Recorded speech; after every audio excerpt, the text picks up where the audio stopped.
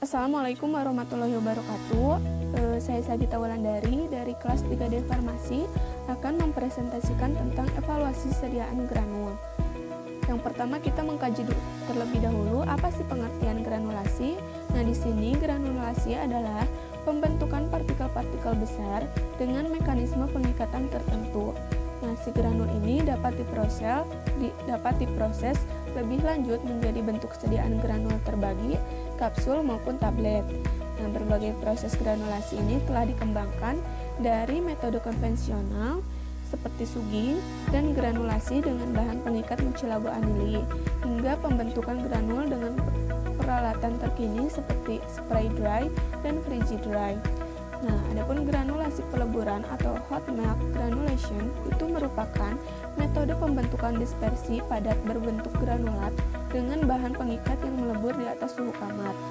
Nah, granulasi peleburan ini digunakan untuk membentuk granul dengan bahan pengikat hidrofob seperti lemak dan wax dengan tujuan penyalitan dan atau pembentukan matriks sediaan pelepasan dimodifikasi.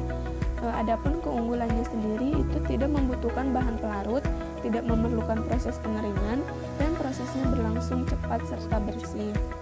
Kemudian di sini ada evaluasi pengujian granulasi. Ada 5 uji. Di antaranya ada uji kadar air, uji sifat alir, uji kompresibilitas, uji distribusi ukuran partikel, dan uji bobot jenis. Nah, yang pertama ada uji kadar air. Uji kadar air sendiri itu alat yang digunakannya adalah heating drying oven. Bisa dilihat ada 2 jenis heating drying oven.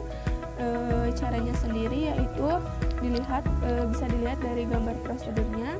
Itu pertama-tama timbang 5 gram granul, kemudian panaskan dalam lemari pengering sampai bobotnya konstan, kira-kira 105 derajat Celcius selama 2 jam. Nah, persyaratannya sendiri untuk uji kadar air yaitu 2-4%. Adapun perhitungannya untuk menentukan kadar air yaitu W0 dikurangi W1 per W0 kali 100, di mana si W0-nya itu merupakan bobot granul awal dan W1-nya bobot setelah pengeringan. Yang kedua itu ada uji sifat alir. Nah, uji sifat alir ini terdapat 2 metode untuk mengujinya. Yang pertama itu metode corong, yang kedua metode sudut istirahat. Nah, untuk metode sudut istirahat memiliki prinsip yaitu pengukuran sudut yang terbentuk dari lereng tumbuhan granul yang mengalir bebas dari corong terhadap suatu bidang datar. Nah, untuk alatnya sendiri yang digunakan yaitu corong alat uji waktu alir. Ada 2 macam juga, ada yang manual dan semi auto. Nah, untuk caranya sendiri bisa dilihat dari prosedur gambarnya juga. Itu timbang 25 gram granul dan tempatkan pada corong alat. Nah, kemudian uji waktu alir dapat dalam keadaan tertutup. Kemudian buka penutupnya, biarkan granul mengalir. Setelah itu catat waktunya dengan menggunakan stopwatch. Nah, pengujiannya dilakukan selama 3 kali, sebanyak 3 kali.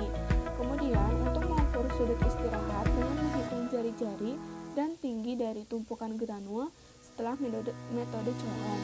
Kemudian masukkan dalam rumus dan didapat alfa yang menentukan kecepatan alir dari suatu granul.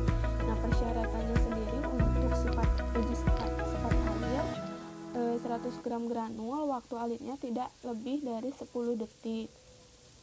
Tidak lebih dari 10 gram per detik.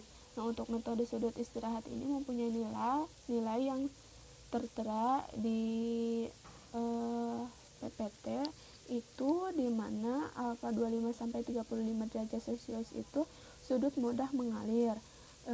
Kemudian ada alfa 30-38 derajat itu mudah mengalir, dan terakhir itu alfa lebih dari 38 derajat itu kurang mengalir. Nah, untuk selanjutnya ada uji kompresibilitas. Nah, uji kompresibilitas ini alat yang digunakannya itu ada jolting volumeter. Bisa dilihat ada 2 macam juga. Kemudian untuk caranya sendiri bisa dilihat kembali di prosedur gambarnya. Untuk yang pertamanya itu timbang 100 gram granul, kemudian masukkan ke dalam gelas ukur dan dicatat volumenya.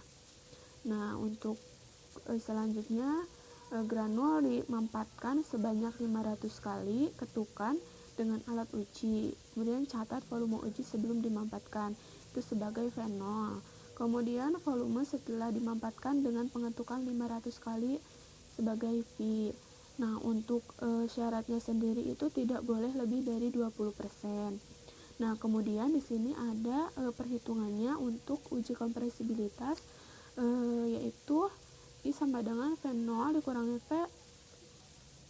V500 per fenol kali 100, di mana si I-nya itu merupakan indeks kompresibilitas, fenolnya itu volume granul sebelum dimampatkan, kemudian V500-nya itu merupakan volume granul setelah dimampatkan sebanyak 500 kali ketuk. Nah, untuk selanjutnya itu ada uji distribusi ukuran partikel. Nah, untuk alatnya sendiri yang digunakan yaitu CV shaker. Bisa dilihat di bawah gambar dari alat yang digunakannya sendiri itu CV shaker. Ada 2 macam juga. Nah, untuk caranya itu bisa dilihat dari prosedur gambar. Itu masukkan sejumlah 100 gram granul, diletakkan di atas ayakan yang telah tersusun dan ditara. Kemudian mulai dari ayakan mes 20 sampai dengan ayakan mes 100 pada alat CV shaker. Nah, setelah pengujian selesai, masing-masing ayakan ditimbang kembali dan dihitung distribusi granul pada tiap-tiap ayakan. Nah, kemudian ada uji bobot jenis. Uji bobot jenis ini merupakan evaluasi granul dengan bobot jenis ini, yaitu dengan mengetahui bobot jenis pada granul tersebut, mulai dari bobot nyata, bobot mampat, dan bobot sejati. Evaluasi bobot jenis sejati ini dilakukan menggunakan alat piknometer. Nah, untuk rumus bobot jenis nyata itu ada massa jenis sama dengan W per V, di mana si W-nya itu bobot granul, si V-nya itu volume granul tanpa pemampatan. Yang kedua ada bobot jenis mampat. Rumusnya ada di bawahnya. Kemudian yang ketiga ada bobot jenis sejati.